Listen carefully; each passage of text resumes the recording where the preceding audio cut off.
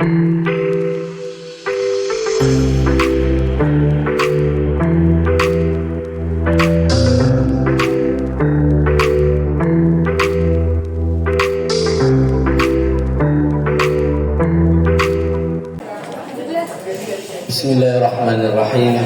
Assalamualaikum warahmatullahi wabarakatuh. Alhamdulillahirabbil alamin.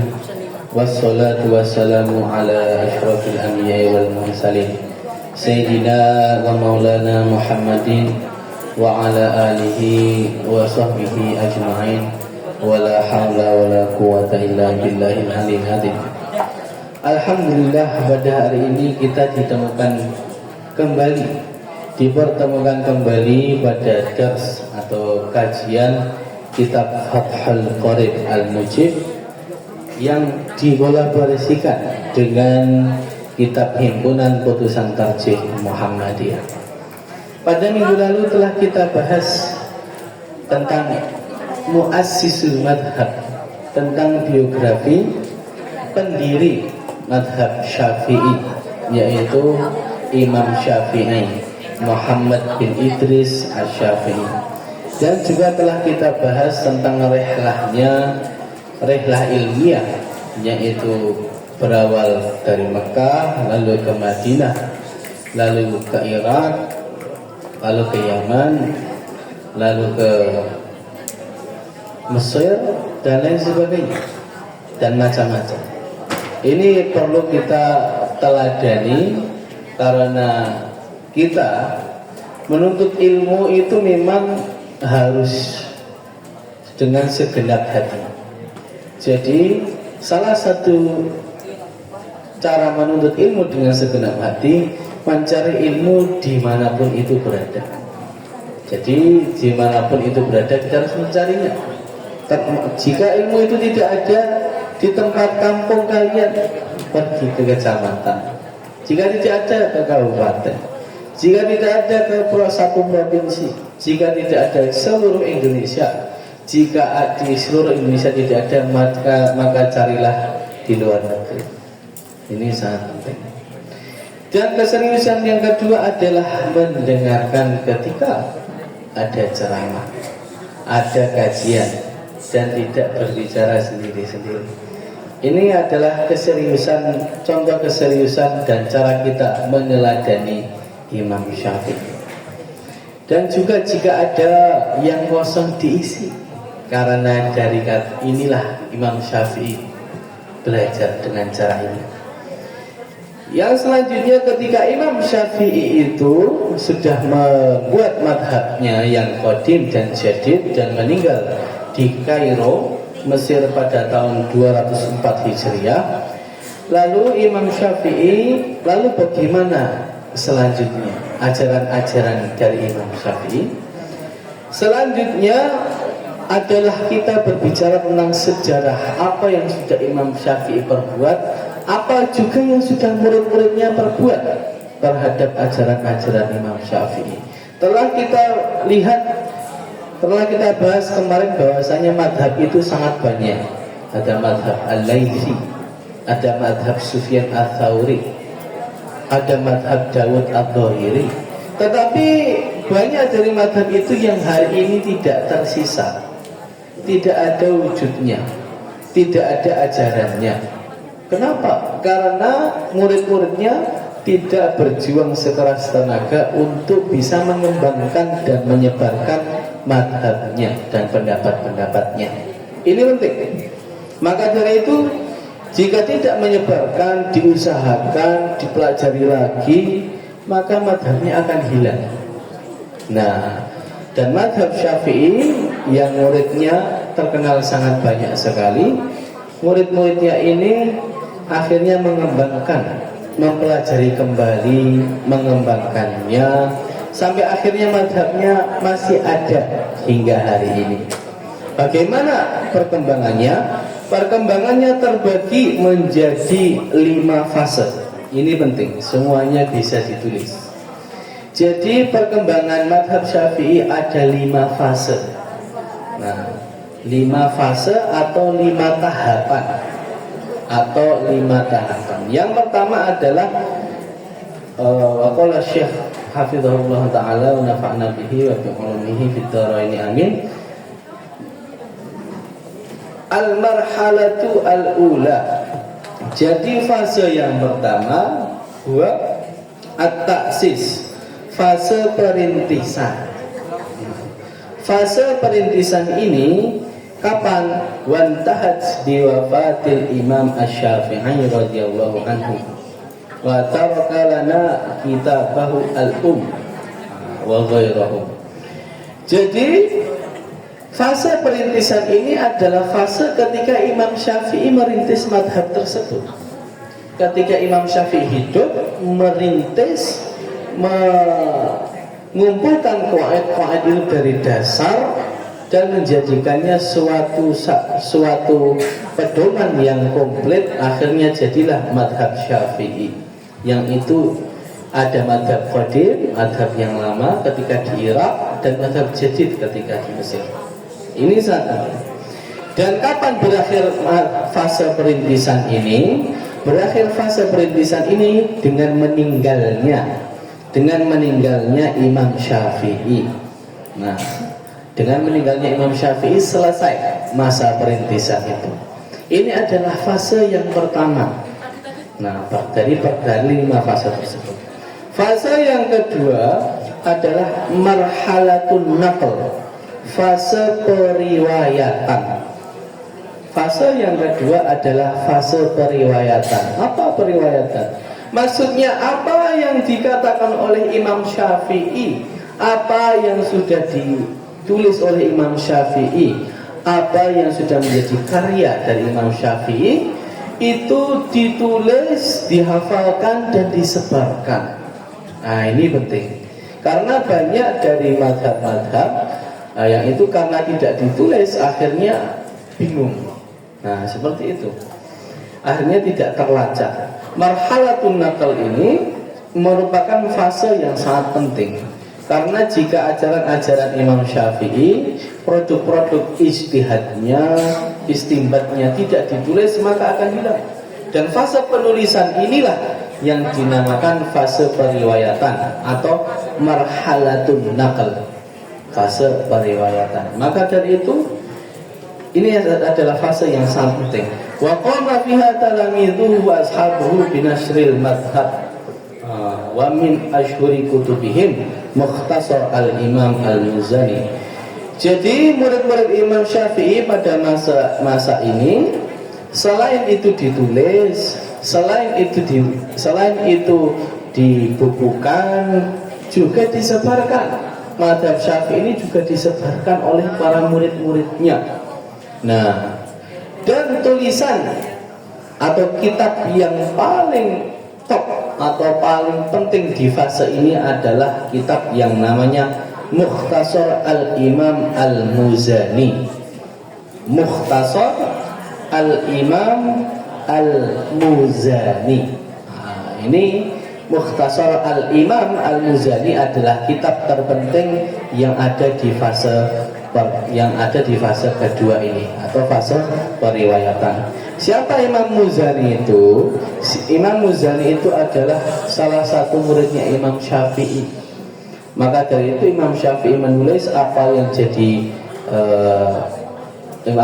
jadi Imam Syafi'i itu katakan, apa riwayatkan, akhirnya diringkaslah apa yang semua Imam Syafi'i itu produk-produk istihadnya, lalu dibuatlah buku oleh Imam Muzani, Mukhtasar al-Imam al-Muzani. Itu adalah bukunya, buku pada fase yang kedua. Setelah diriwayatkan madhabnya Imam Syafi'i, disebarkan oleh murid-muridnya dan juga ditulis, masuk ke fase yang ketiga. Apa fase yang ketiga? Marhalatut tadwin atau fase pengumpulan dan pengembangan materi. Marhalatut tadwini furu'il madhab wa tawassu'i fi masailihi. Jadi fase yang ketiga ini adalah fase pengumpulan dan pengembangan materi. Fase pengumpulan dan pengembangan materi. Jadi dalam fase pengumpulan ini semua hasil yang ditulis oleh para murid Imam Syafi'i yang di awal tadi, yang disebarkan tadi, itu dikumpulkan jadi satu, lalu dikembangkan dari kitab-kitab itu tadi materinya yang dulu belum ada. Nah, materi-materi belum ada. Perlu diketahui bahwasanya pada setiap zaman, setiap fase waktu itu ada masalah-masalah baru. Contohnya misalkan saat ini sholat, saat ini ada kita naik pesawat. Naik pesawat itu dulu tidak ada. Pesawat itu pada zamannya Imam Syafi'i belum ada.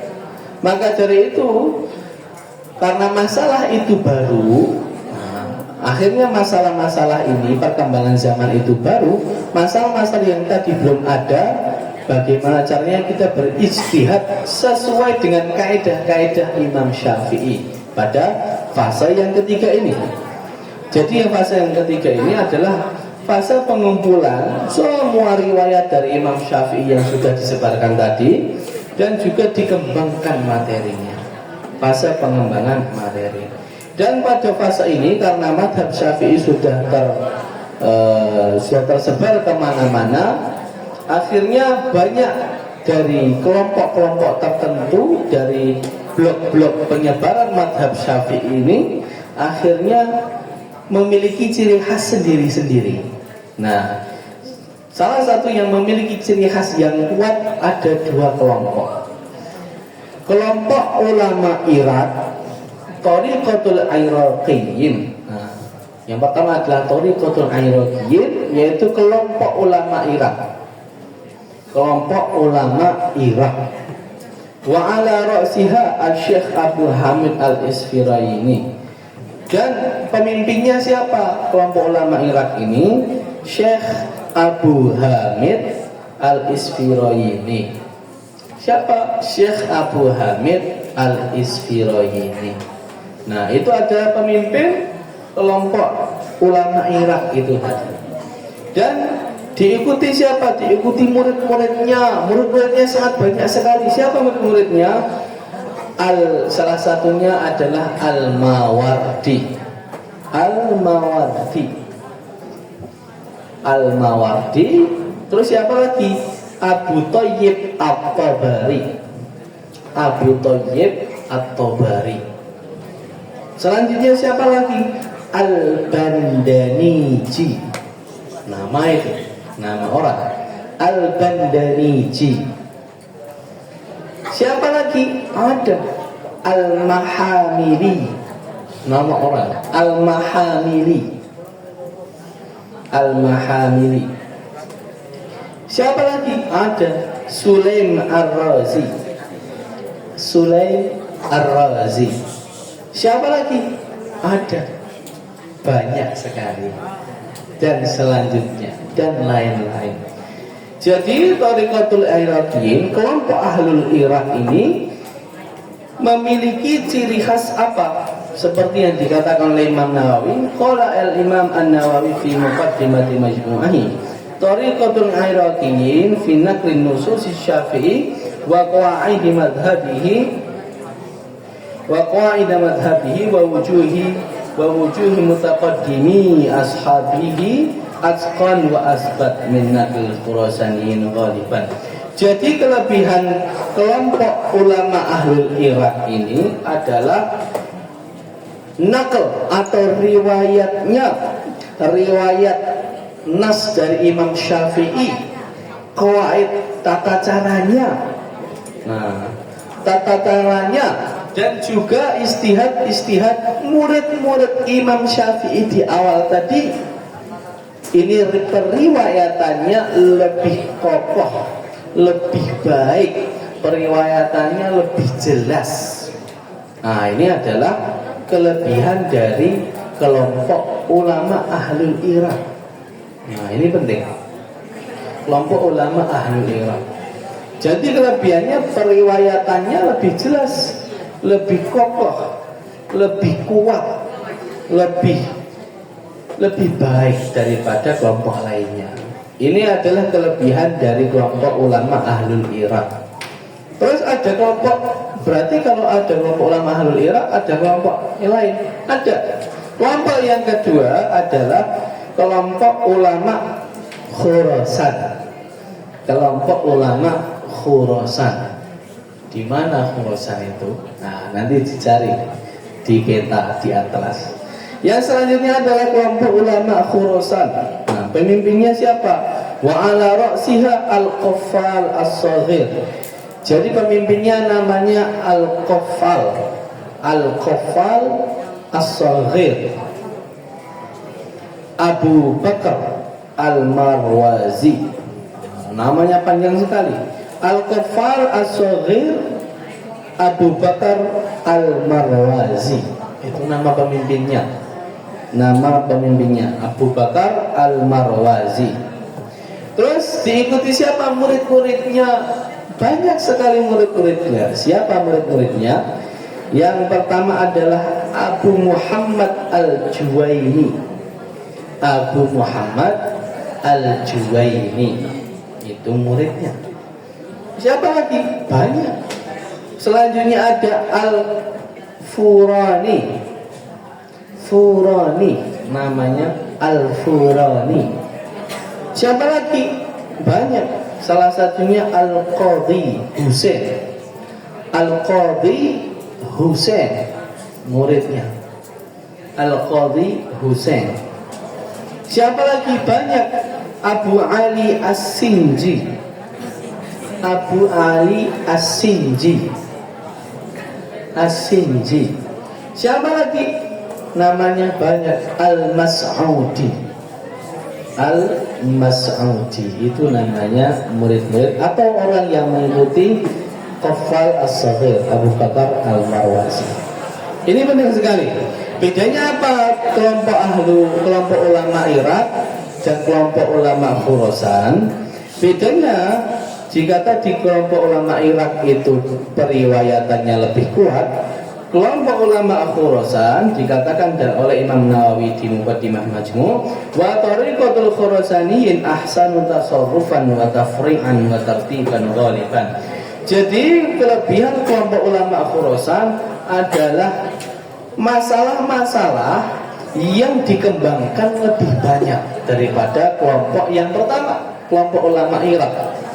Jadi masalah-masalah yang dikembangkan oleh ulama Khurasan ini lebih banyak.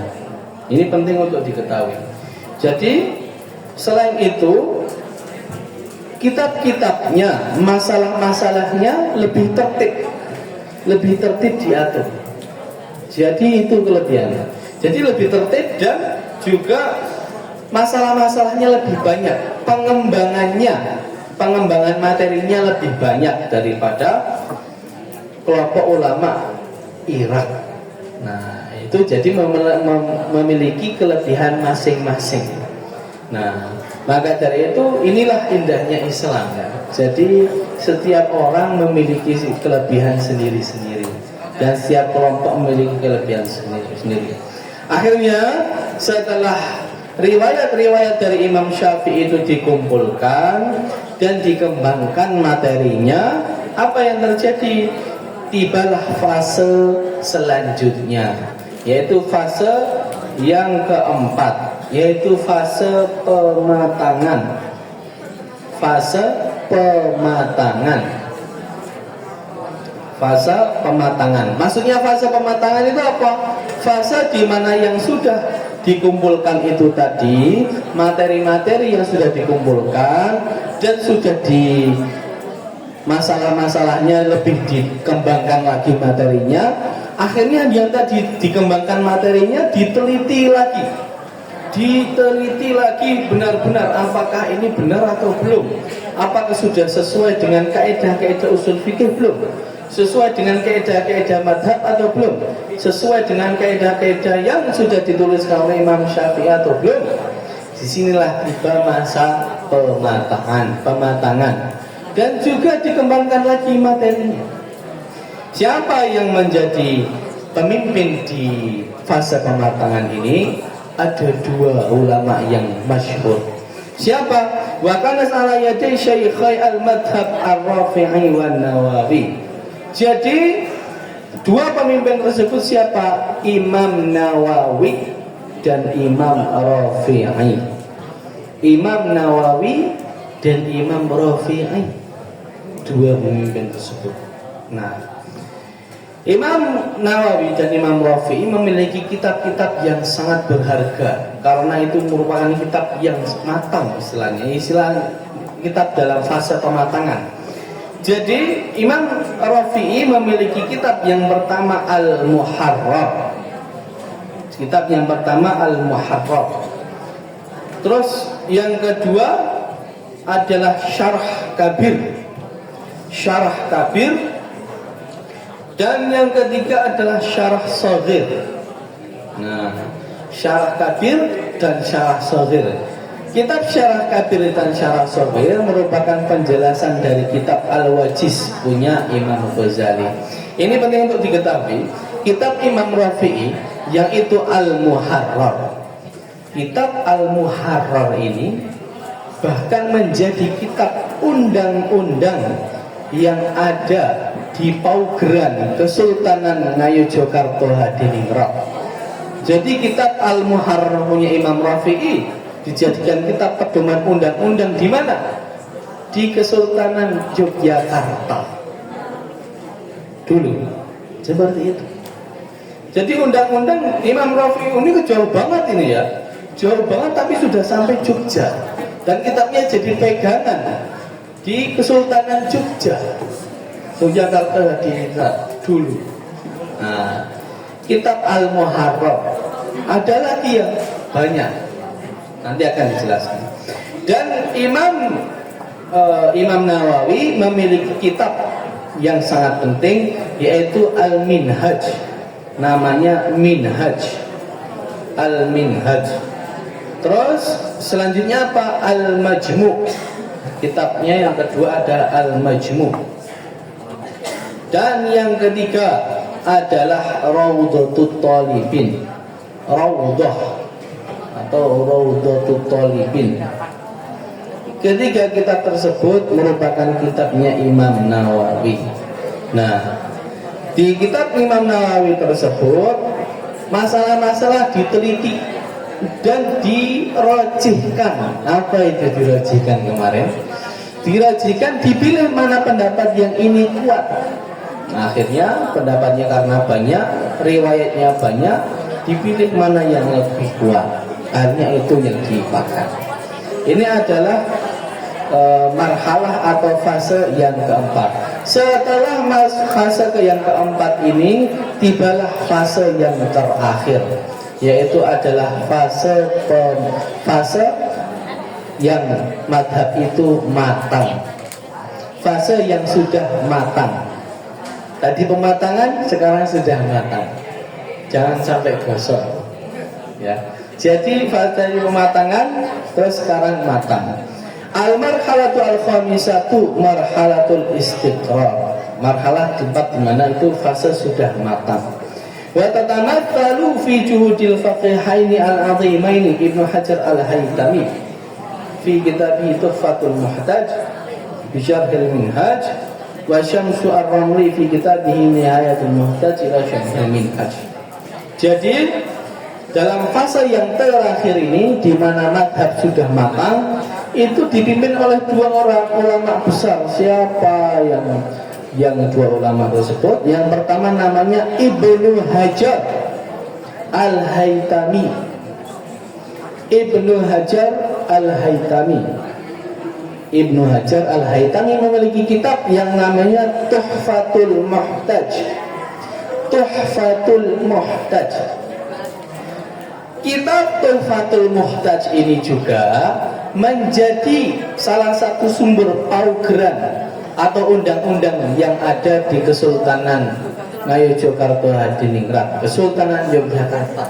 Tadi kitab Muharrar, ini juga kitab Tuhfah.